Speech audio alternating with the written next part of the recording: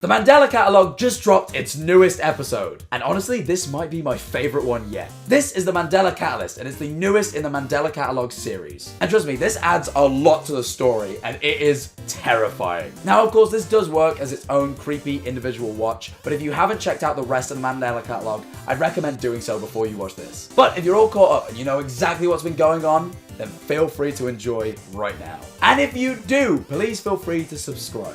I've watched every episode of the Mandela Catalogue on my stream, and I intend on watching everything that comes out in the future as well. So if for whatever reason you can't catch those streams live, sub to this channel so you never miss them here. Anyways, all that being said, I hope you enjoy this stream.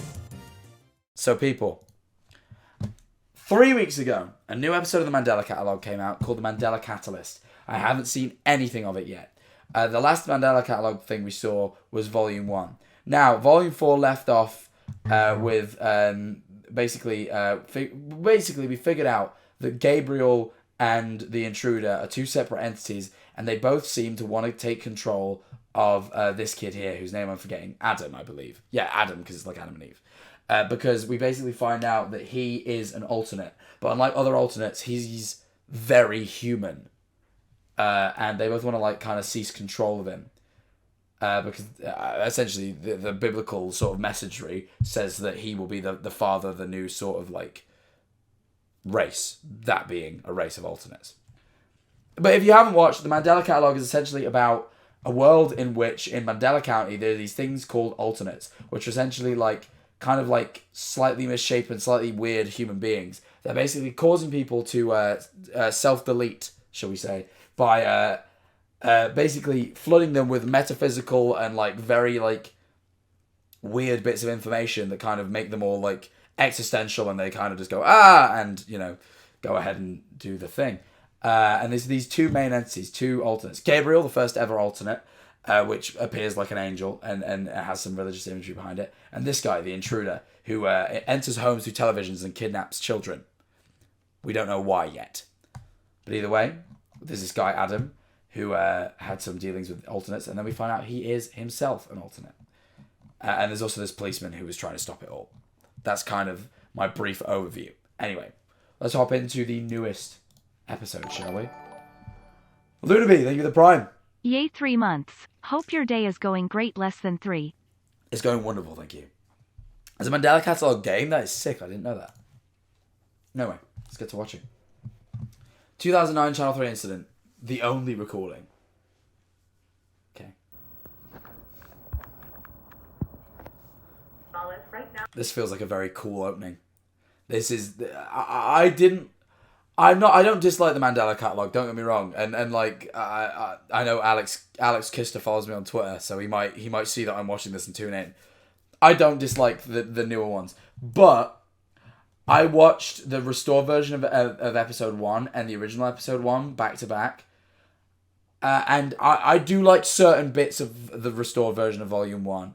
And I do respect the higher production value. But I do find the earlier Mandela Catalogue scarier than the newer ones. Something about the CGI direction it's went in makes me less scared, and I don't know what it is. But this feels very analog horror-y. This intro, there's something. This reminds me of like Marble Hornets and shit. Just like camera pointing at a fucking CRT screen, but like I like the blurring as if this has been like fucking redacted by someone like that. I love that stuff. Either way, let's see. Mandela Catalyst. Very intrigued by this. Right now, we are following the breaking news at the St. Gabriel Church.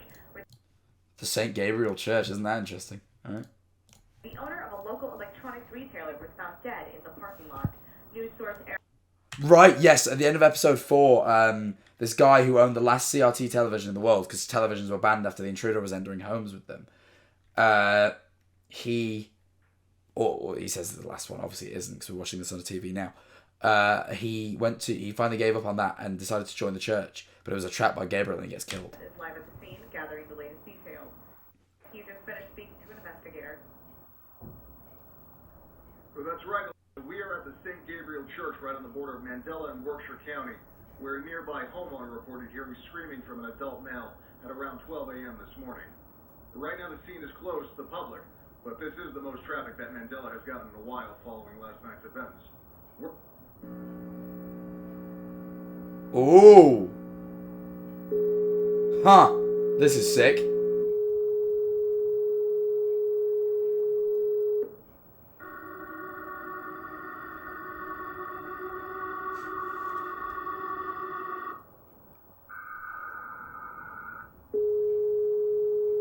Ha! The intruders hijacked the broadcast, I think, have right? anyone in custody at the moment, but once we get that information, we will be sure to get those details to you.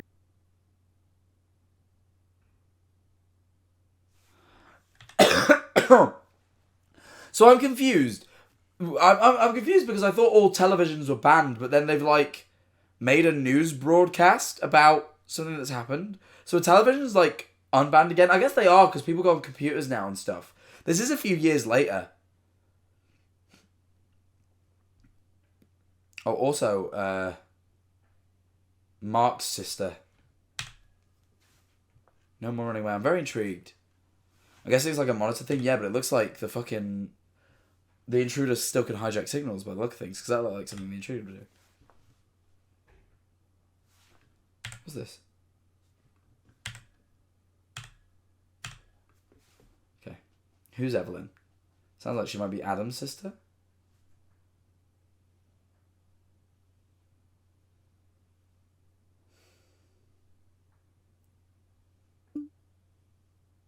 Never mind. Who's Evelyn? Do we know Evelyn yet? Oh, is Evelyn his girlfriend? Evelyn's his girlfriend, right? Evelyn is Eve, yeah, it's his girlfriend. She was the one who showed up and started investigating around at the police station, I believe. Ex-girlfriend, they split, yeah. I remember now. I think anyway, let me, tell you what, let's double check. Let's make sure we're getting the story right. So I believe, if I'm right, in 4, where is it? At the end, Evelyn, like, does a bit of investigating. Oh, no, is that 3?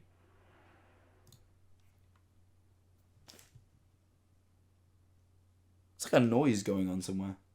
Like a scraping. I am going to assume that's Ellie and not get scared. They're failing the Bechdel test! I think this is Evelyn sneaking around.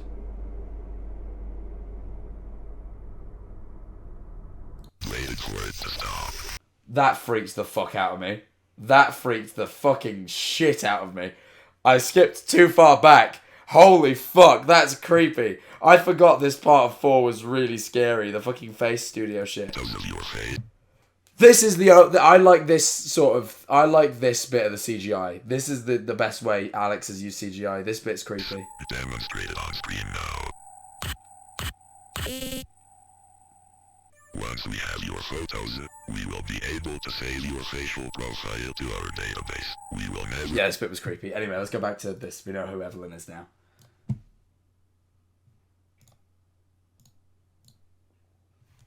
Okay.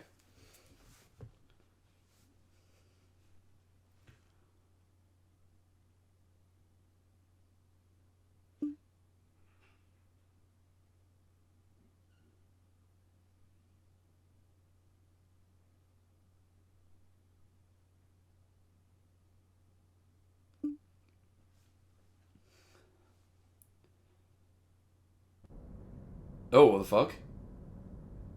The fuck? Why have you done this? This room looks like a render. I think something creepy is gonna happen. Adam? Evelyn, come here. What are you doing? There's something I want to show you. This is gonna freak the fuck out of me. I can feel it already. It'd be scary if Adam didn't sound like Sakuno.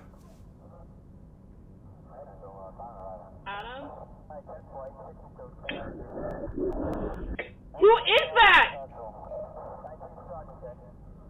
Adam, who is that? Is that an alternate? That's very good voice acting.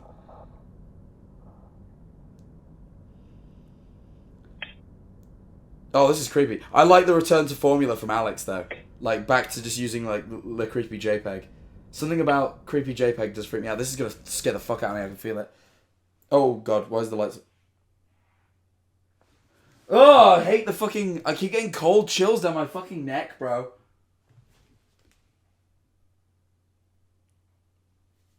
Ah! The fuck? This room scares the fuck out of me sometimes, you know. This is the worst room I do horror shit in. Very good voice acting there.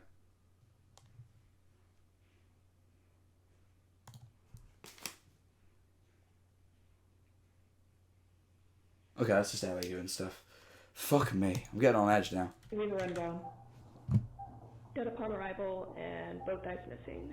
Estimated death was at around midnight. Were the guys recovered? No, didn't get any word about that.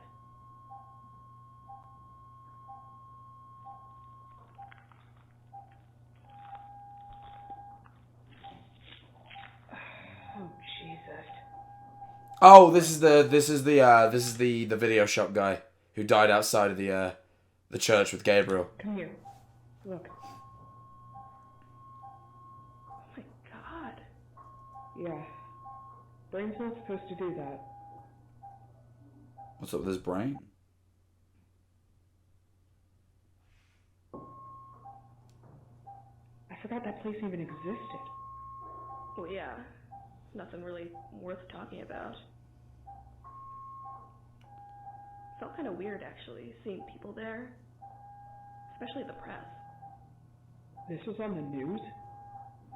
I guess so. The last time I heard them mentioned was when they were all migrating to, what was it, workshop? What? Don't ask me. Confused. Well, it seems very Gabriel-y.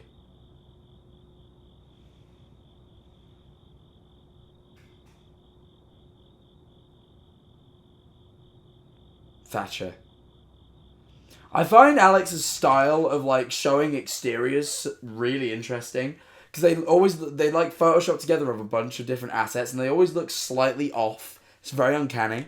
I like it though. Like I like the fact this is a real house but with like a different background on it. It's cool. Can you hear me?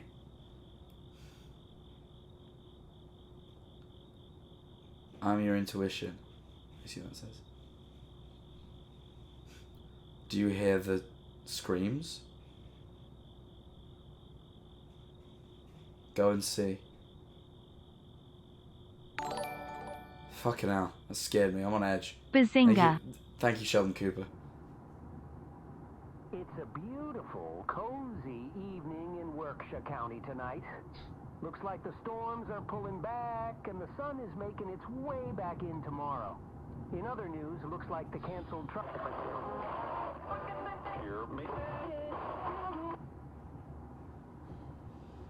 What? So is Workshire a nearby county that I guess didn't ban the television, is my thinking?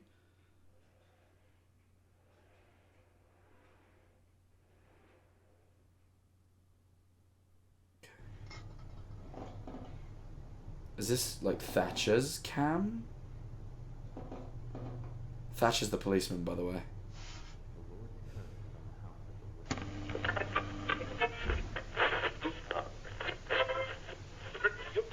The Fate of the Jester. Chapter 1.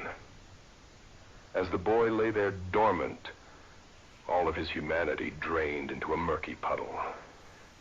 Milky eyes cut through the thick blackness of the bedroom. A spectator. He was no longer the hero of the story. Just a cog in the machine. Ooh. Ooh. Interesting, that's gonna fucking scream. Is that Adam? What the fuck? I assume it is. What the fuck is gonna happen? Oh, don't do something that scares me. Please. I think that's Adam. That's a dead guy.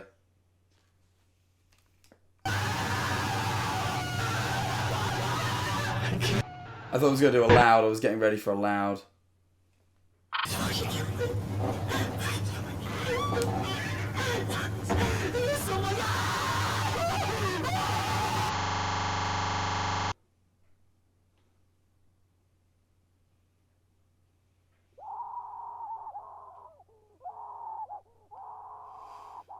This one's very unsettling.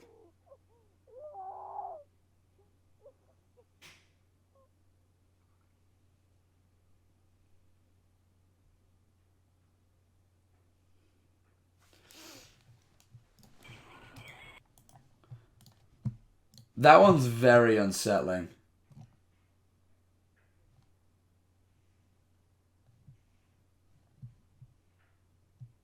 Okay.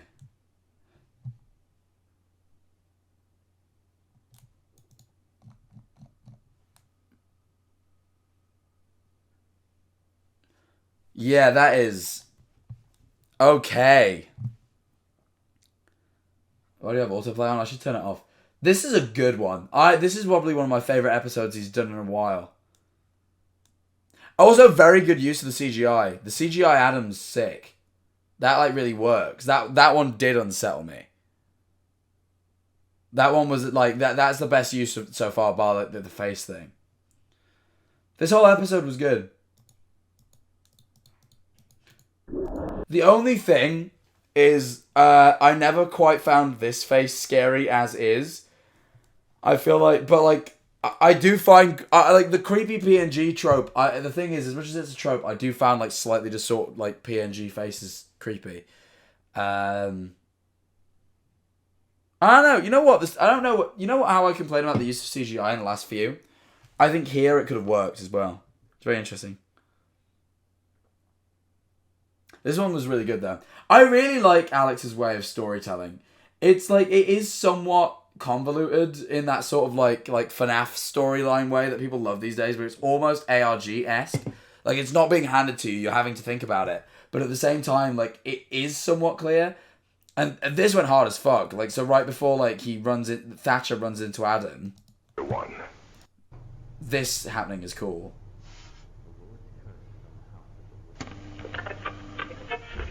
This is cool.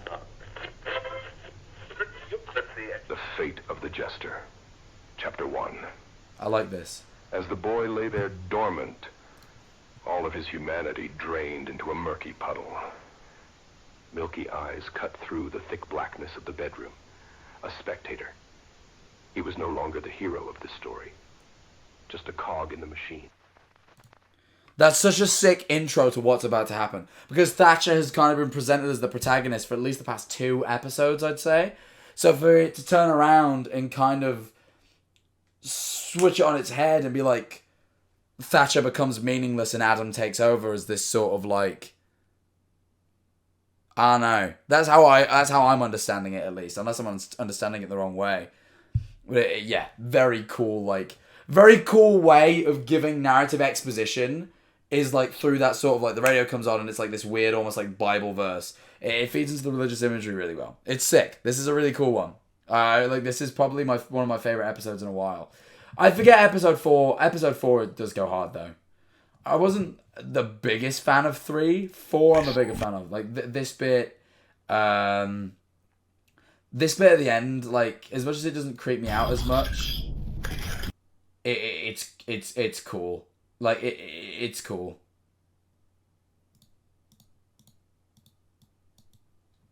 Yeah, no, actually, this might be my favorite episode. 4 might be the best one.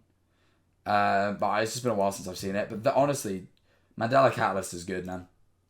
It's actually really good. Yeah, voice acting in this episode was amazing. Completely agree. I was just reading some of the comments to see if there's any like funny game theories that you know. For those who are wondering if Adam is dead in the final scene, Adam has been dead for a long time. He was killed and replaced by the intruder as a baby. Which, yes. Oh, Mr. Beast changed the thumbnail on this video.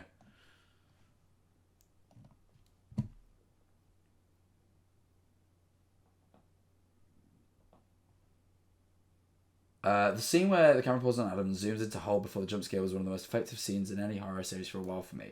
Something about the way Alex edits this series hits so unbelievably hard. Yeah, I kind of feel it. The editing is very good. It was very good, actually. The way it holds for a while. Like, anticipation builds. That was good. That was a cool way of doing it. It was a very effective jump scare. I don't feel like it was cheap either. Nothing about this jump scare feels cheap. I found that on the whole with the Mandela Catalogue, There's only, like, I think the only kind of cheap-ish jump scare is in the very first episode. Like, you know, it's so easy to do, like, a cheap Scream jump scare. I actually kind of like this one.